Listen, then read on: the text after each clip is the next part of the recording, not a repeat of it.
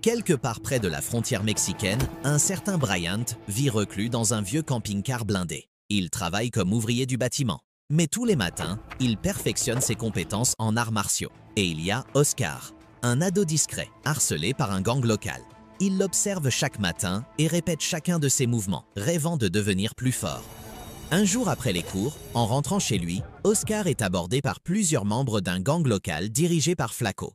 Les voyous disent aux garçons de monter dans leur voiture, mais ils refusent catégoriquement et se cachent d'eux. Au coin de la rue, Bryant voit tout ce qui se passe depuis la fenêtre du restaurant. Le soir, Flaco et ses copains débarquent dans la maison d'Oscar et l'accusent de manquer de respect aux frères locaux. Il s'avère que le frère aîné d'Oscar, Hector, est le chef local du gang L17. Mais il n'est plus là et le jeune frère essaie d'éviter par tous les moyens le reste du gang, en particulier Flaco, qui l'humilie constamment. Un jour, Bryant le remarque et accepte de l'entraîner, voyant un bon potentiel chez le jeune homme. Pendant plusieurs mois, Bryant entraîne Oscar et lui enseigne un style de combat inhabituel qu'il confectionne depuis des années, en prenant le meilleur de plusieurs arts martiaux. You ready? Yes. Elbow, elbow, elbow. Higher. Mais ce n'est pas un simple professeur. Et ce qu'Oscar ignore, c'est que leur rencontre va déclencher une guerre contre la mafia la plus impitoyable du pays. Un jour, Hector, le frère aîné d'Oscar et leader du gang, revient en ville. Who's this guy? Et sent que Bryant n'est pas celui qu'il prétend être, et dit qu'il empeste la police. Il conseille son frère de ne pas s'approcher de cet homme. Le jeune homme n'ose pas contredire son frère aîné et prend un abonnement à la salle d'arts martiaux locale. Mais Marisol l'informe qu'il doit avoir 18 ans au moins. Un soir, tous les membres du gang se rendent au combat clandestin. L'un des plus redoutables combattants est un collectionneur cruel qui n'a jamais connu la défaite et qui s'amuse à vaincre son adversaire. Soudain, Oscar déclare qu'il est prêt à se battre contre la brute. Personne ne croit à la victoire du lycéen, mais il fait preuve sur le ring d'une habileté étonnante et de techniques cool qui lui ont été enseignées par Bryant.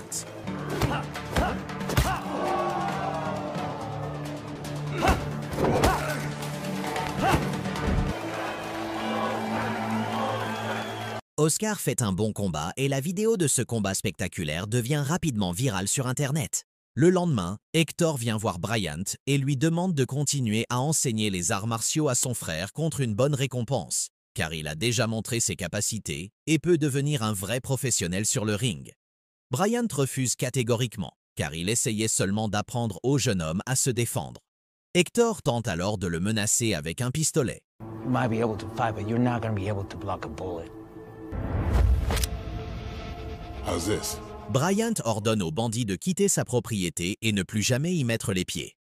La vidéo du combat d'Oscar finit par attirer l'attention de l'avocat Pyros, qui s'empresse immédiatement de la montrer à son client.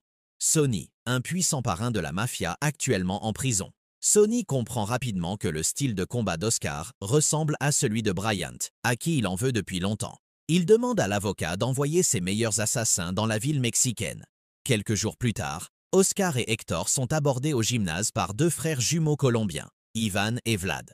Ceux-ci déclarent qu'ils recherchent des nouveaux combattants talentueux pour le combat à main nue. Les jumeaux demandent où se trouve Bryant, qui, selon eux, aurait entraîné le très talentueux Oscar. Mais Hector sent qu'il y a une anguille sous la roche et dit aux Colombiens d'aller se faire voir. Tandis que les deux frères s'en vont, Hector dit à son frère qu'ils ressemblent plus à des assassins qu'à des promoteurs. Who are they? Hitman. Oscar se rend compte que Bryant est en grand danger et convainc son frère d'aller le prévenir immédiatement. Une fois sur place, Oscar parle des Colombiens à Bryant, qui comprend immédiatement qu'il s'agit de dangereux assassins et dit au lycéen de se cacher dans son camping-car blindé. Il s'avère qu'il avait raison. Les jumeaux surgissent et abattent de sang-froid deux des sous-fifres d'Hector. Oscar, Hector et Marisol parviennent à se cacher dans le camping-car. Bryant explique que dans le passé, il était un agent infiltré et qu'il a aidé à mettre le puissant mafieux Sonny derrière les barreaux. Cependant, le gangster parvient à faire ses sales besognes même depuis la prison. Il a découvert où se trouvait Brian et lui a envoyé des assassins. Bryant dit aux autres de l'attendre à l'intérieur. Il sort lui-même par une sortie secrète et s'approche furtivement de l'un des jumeaux. Il le tue à l'arbalète.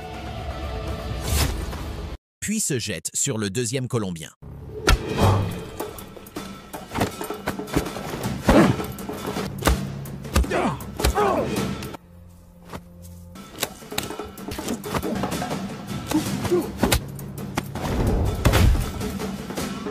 Bryant asperge le tueur à gages d'essence et lui demande de dénoncer son employeur. Mais non seulement il refuse de parler, mais il s'immole avec un briquet, sachant pertinemment qu'il ne pourra pas repartir d'ici vivant. Bryant est certain qu'il y a d'autres tueurs dans les parages. Il fait sortir le trio du camping-car par un passage souterrain secret. En chemin, il explique à ses compagnons qu'il ferait mieux de ne pas s'approcher de lui, car il est traqué par Sonny, l'un des mafieux les plus puissants d'Amérique.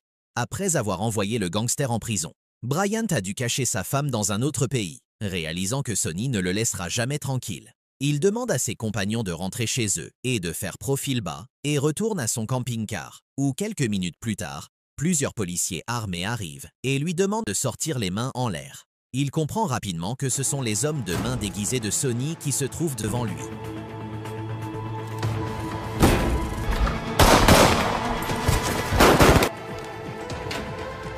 Il élimine méthodiquement tous les soldats, ne leur laissant aucune chance de survie. Et bien sûr, cet échec ne réjouit pas Sonny, qui ordonne à son avocat Alex de capturer Hector et de lui soutirer par tous les moyens des informations sur l'endroit où se trouve son ennemi de sang. Hector n'a aucune idée de l'endroit où se cache l'homme. Alex lui ordonne alors de lui couper l'oreille, mais les bandits n'ont pas le temps de le faire, car Bryant apparaît et commence à les neutraliser un par un.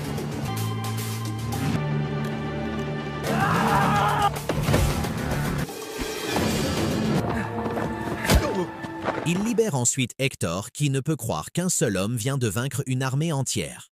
Parallèlement, Oscar et Marisol tentent en vain de retrouver Bryant quand soudain, plusieurs hommes armés et vêtus d'uniformes apparaissent.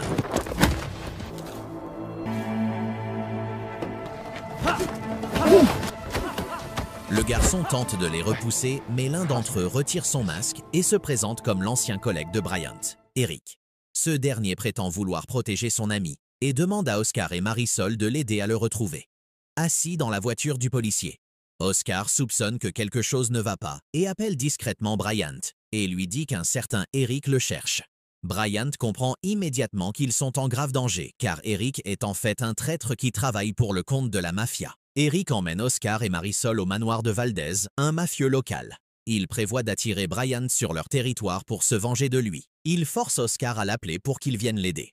Bryant et Hector, se doutant qu'ils seront pris en embuscade dans le manoir, décident d'emmener les membres les plus expérimentés du gang L-17 dans une mission dangereuse pour libérer les otages. L'équipe se fraye un chemin jusqu'au manoir bien défendu, subissant de graves pertes de part et d'autre. Bryant et Hector parviennent à entrer par la porte arrière en tuant l'ennemi qui la garde. Bryant montre une fois de plus ses incroyables capacités et tue ses ennemis un par un avec confiance, traçant un chemin sanglant jusqu'à son but. Au même moment, Oscar et Marisol parviennent à se libérer.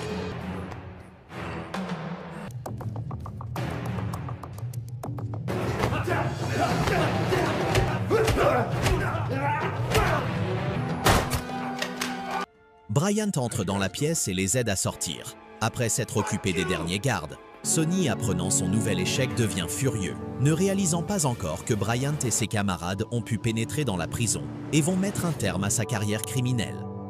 Si vous avez aimé cette vidéo, n'hésitez pas à vous abonner sur notre chaîne et de liker la vidéo. On se dit à bientôt pour des aventures plus alléchantes et intéressantes. À bientôt.